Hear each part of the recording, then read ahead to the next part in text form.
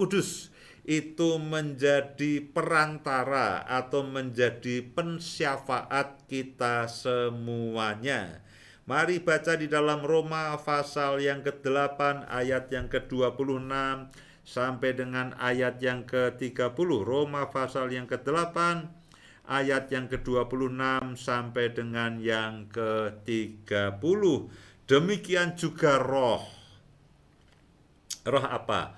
Roh Kudus membantu kita dalam kelemahan kita. Saudaraku, saya suka dengan ayat ini ketika saya menyadari bahwa apa yang Roh Kudus lakukan dalam kehidupan kita, dikatakan Roh membantu saya dan saudara dalam kelemahan kita.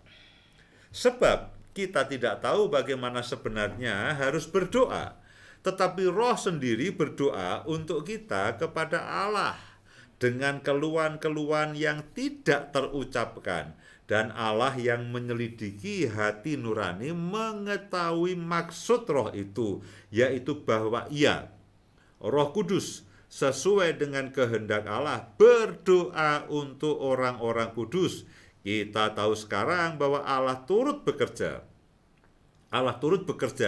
dalam segala sesuatu untuk mendatangkan kebaikan bagi mereka yang mengasihi Dia, yaitu bagi mereka yang terpanggil sesuai dengan rencana Allah. Perhatikan baik-baik, Roh membantu saya dan saudara dalam kelemahan.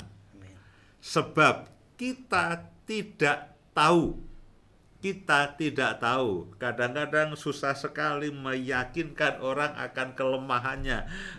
Mereka katakan mereka selalu merasa baik-baik saja. Mereka merasa hebat, mereka merasa kuat, padahal itulah adalah titik lemahnya. Susah sekali kadang-kadang untuk memberitahukan kepada seorang, ini problemmu, ini masalahmu. Tidak, itu susah sekali. Ya, susah sekali.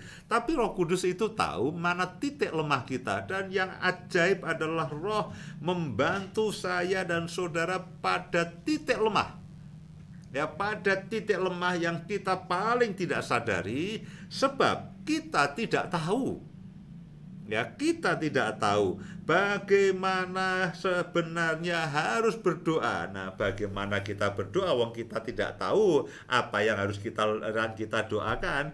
Titik lemah kita tidak tahu di mana penyakit kita. Makanya kadang-kadang ketika kita ke laboratorium lalu kita tes darah semuanya, baru kita tahu loh, ternyata ada darah tinggi, ada kolesterol, ada diabetes, semuanya dan sebagainya. Kita tidak tahu loh, Pak, saya merasa sehat. Kita masih merasa sehat, tapi sebetulnya ada begitu banyak ketidaknormalan dan ada begitu banyak penyakit dalam kehidupan kita. Taunya bagaimana? Taunya yang mesti harus di-scan, di USG, di ronsen, atau dicek darahnya, baru ketahuan semuanya bahwa sebetulnya kita punya begitu banyak masalah dalam kesehatan kita. Hanya ini belum muncul. Acap kali seiring dengan berjalannya waktu, seiring dengan menuanya usia kita, lalu muncul.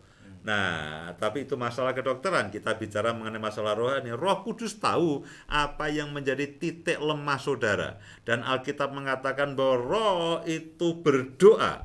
Ya, karena kita tidak tahu bagaimana berdoa, wong kita tidak tahu. Ya, seperti tadi kita tidak tahu. Kita pikir kita makan gula setiap hari, kita nggak taunya kita diabetes, gula darah. Ya, karena masih belum terasa. Nah, karena kita tidak tahu, kita tidak menyadari, kita tidak pernah mendoakan. Nah, Roh Kudus itu luar biasa baiknya. Sementara saudara tidak tahu dan tidak menyadari, Roh Kudus mendoakan kita pada bagian-bagian yang justru paling lemah.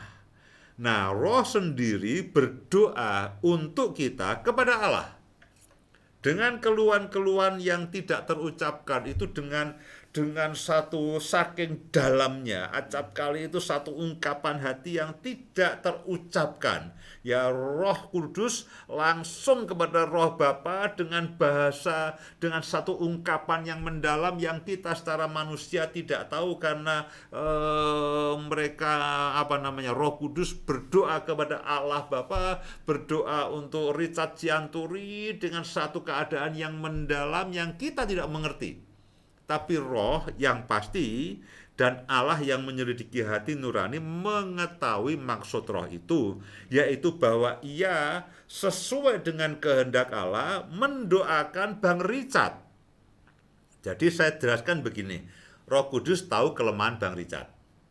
Bang Richard tidak tahu kelemahannya dia. Diberitahu Pak Yusianto ngeyel. misalkan dia tidak tahu, diberitahu dia tidak mau tahu, tapi Roh Kudus tahu. Oke, kalau begitu Roh Kudus langsung kepada Bapak. Ya, langsung kepada Bapak mendoakan Bang Richard supaya Bang Richard itu hidupnya sesuai dengan kehendak Allah, dan Bapak ya mengetahui maksud Roh Kudus itu. Ya, yang berdoa untuk Bang Richard. Karena itulah kita tahu sekarang bahwa Allah turut bekerja dalam segala sesuatu untuk mendatangkan kebaikan bagi Bang Richard. Kenapa? Padahal Bang Richard tidak tahu itu. Dia tidak mendoakan. Roh Kudus yang mendoakan Bang Richard di dalam kelengahannya dia, di dalam mungkin keangkuhannya dia, kesombongannya dia. Bang Richard baik, saudaraku. Dia orang yang rendah hati dan tidak sombong. Tadi kan hanya perumpamaan ya. Dia rendah hati dan tidak sombong, saudaraku. Nah, tapi kan kadang-kadang kita ini tidak mengerti. Nah, Roh Kudus mendoakan kepada Bapa di surga mengenai hal-hal yang bahkan Bang Richard itu tidak mengerti. Bang Richard yang tidak tahu itu titik lemahnya Bang Richard yang mungkin disembunyikan dia atau ditutup rapat-rapat, tapi Roh Kudus itu tahu, dan tanpa sepengetahuan Bang Richard, Roh Kudus komunikasi dengan Bapak. Ini anakmu Richard Sianturi, ini punya masalah ini, aku berdoa. Nah, Allah ya dikatakan, kita mengatakan bahwa dan Allah yang menyelidiki hati nurani mengetahui maksud roh itu. Bapa mengetahui maksud roh itu bahwa Roh Kudus sesuai dengan kehendak Allah, sesuai dengan rencana Allah, mendoakan Bang Richard. Sehingga dikatakan begini, Allah turut bekerja dalam segala sesuatu untuk mendatangkan kebaikan bagi Bang Richard. Oleh karena ada pensyafaat perantara kita, yaitu Roh Kudus tadi, sehingga Bang Richard yang mengasihi Kristus terpanggil sesuai dengan rencana Allah. Allah itu turut bekerja dalam segala sesuatu untuk mendatangkan kebaikan. Saudaraku memahami ini, saudara akan bersyukur kepada Roh Kudus. Saudara akan katakan, Roh Kudus terima kasih ya untuk doa yang aku tidak pernah tahu, yang kau sampaikan kepada Bapa. Kita tidak pernah tahu, saudaraku. Saya tidak pernah sadar bagaimana Roh Kudus lalu menolong saya sehingga saya bisa sampai seperti ini. Saya seperti ini itu bukan hanya karena hebat, ini luar biasa, bukan, saudaraku. Terlalu banyak masalah, terlalu banyak persoalan, terlalu banyak kelemahan, terlalu banyak keterbatasan, tapi saya sadar Roh Kudus itu bahkan tanpa sepengetahuan saya. Sekarang saya tahu. Tapi kapan saya tidak tahu. Menurut saya dari apa yang saya baca, dia terus-menerus. Saya sedang makan bakso, Roh Kudus berdoa, tidak ikut makan bakso. Ya, saya sedang siaran seperti ini, Roh Kudus berdoa. Saya sedang tidur, Roh Kudus berdoa. Saya bahkan ketika sedang melakukan kesalahan, Roh Kudus berdoa. Sehingga entah bagaimana Tuhan itu karena doa Roh Kudus tadi, dia bekerja dalam segala sesuatu untuk mendatangkan kebaikan bagi saya dan saudara. Saudaraku, betapa ajaibnya karya Roh Kudus dalam kehidupan kita. Yang tadi kemarin dia menolong dalam kehidupan sehari-hari. Beri dirimu dipimpin Roh, sadari kehadiran Roh Kudus, dengar-dengaran akan Dia, andalkan akan Roh Kudus, harapkan akan Roh Kudus, berkomunikasilah dengan Roh Kudus, dan Dia akan memimpin saudara dalam kehidupan sehari-hari.